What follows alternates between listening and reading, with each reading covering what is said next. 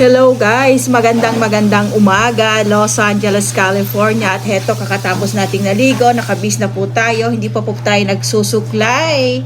At magsusuklay na po tayo mamaya. Ayan, ang haba na ng hair. So, kumusta na po sa inyong lahat? Magandang umaga. Umaga, Los Angeles, California. Papasok na rin po tayo maya-maya. So, gumawa lang po tayo ng maikling vlog natin. At kumusta na po kayong lahat dyan sa Pilipinas at sa lahat ng mga sumusuporta po sa atin sa buong mundo. Kumusta na po kayo at maraming salamat sa mga solido natin dyan.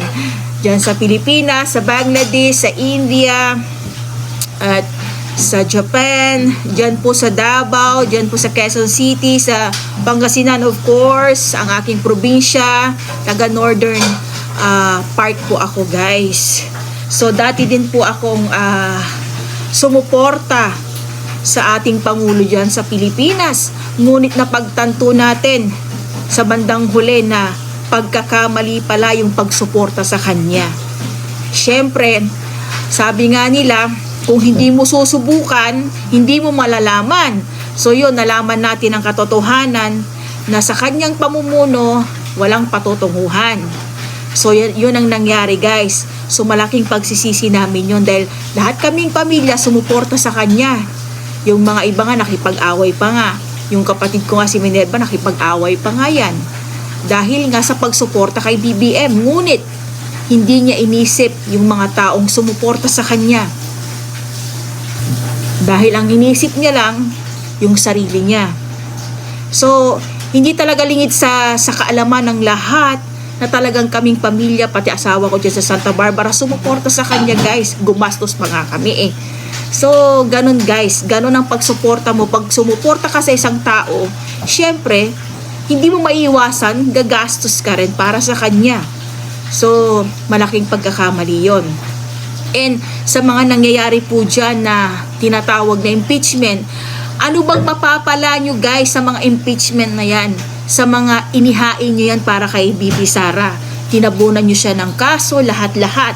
Anong ibig sabihin nun? Bakit? Pag natanggal ba siya sa pwesto, gaganda ba ang ekonomiya ng Pilipinas?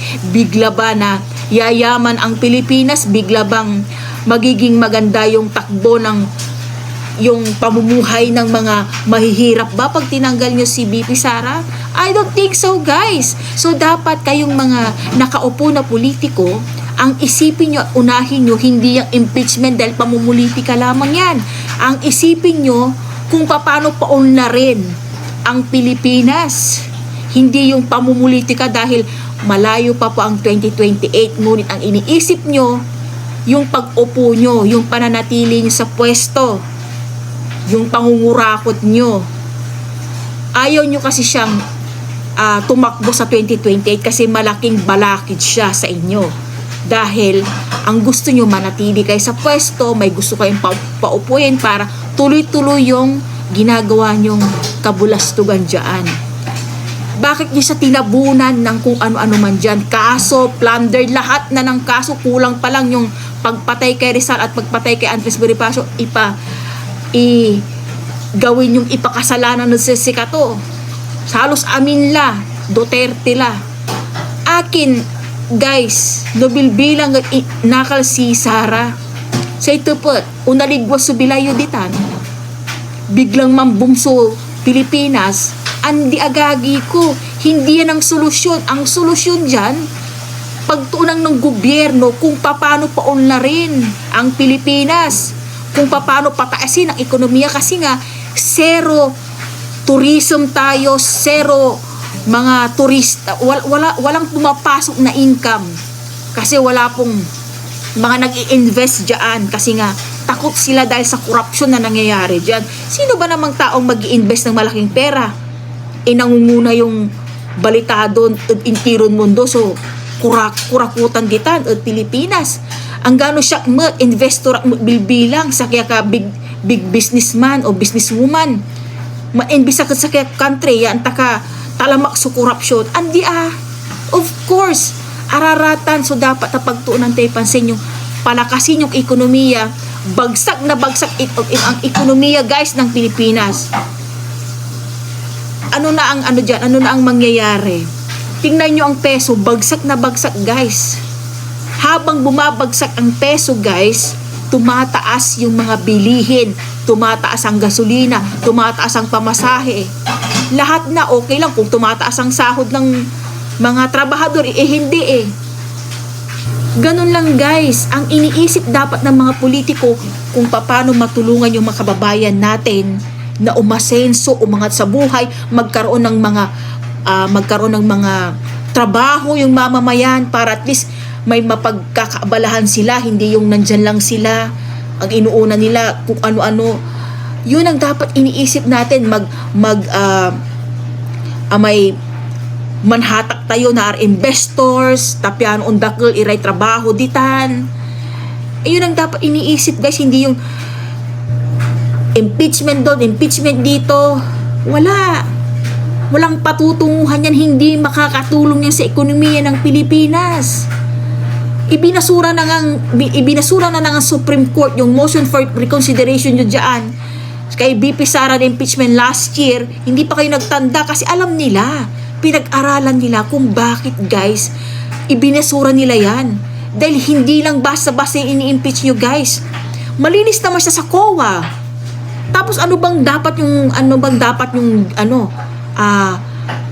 ninangat dyan, bakit patuloy pa rin? Paano kasi guys? Alam yung malaking tiniksig Sara na kahit ngayon man ang eleksyon, wala, talo kayo lahat guys, kahit na sinong iharap nyo. Sa totoo lang, huwag na tayong maglukuhan dito. Alam nyo na panalo si Sara, kaya ganyan na lang yung pagtutuligsa nyo sa kanya, paninir. Lahat na ng paninirang klase yung mga ibang kabastusan na guys, pero still nakatayo pa rin siya. So yun ang masasabi ko guys, na napapansin ko dyan sa Pilipinas. Impeachment doon, impeachment dito, kaso doon, kaso dito sa ombudsman. Ito naman si Romilla, akala mo naman kung sino. Diyos ko, may sakit kang tao, magreforma ka na sa buhay mo.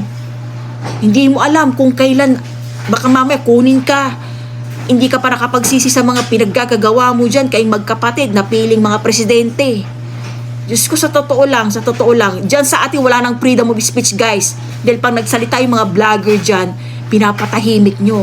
Sa administrasyon ngayon, parang nagiging diktatorya na, kasi hindi mo po pwedeng tuligsain yung gobyerno dyan. Pag tinutuligsa mo sila, pinapatahimik ka, kinakasuhan ka ng kung ano-ano. Kagaya ng mga ginagawa sa senador. Ano yung mga sino yung mga gusto nilang ipakulong? Si Chis, si Jinggoy, si Villanueva, mga Duterte Black guys. Kasi mga laliking tinik yung mga yan. Diyos ko, makakatulong ba yan? Kahit na wala silang kasalanan, talagang dinidiin nyo sila. Kasi hindi nyo sila kasi kaalyado, kaya sila yung dinidikdik nyo. Nasaan si Martin Romualdez na malaking buhaya? Diba?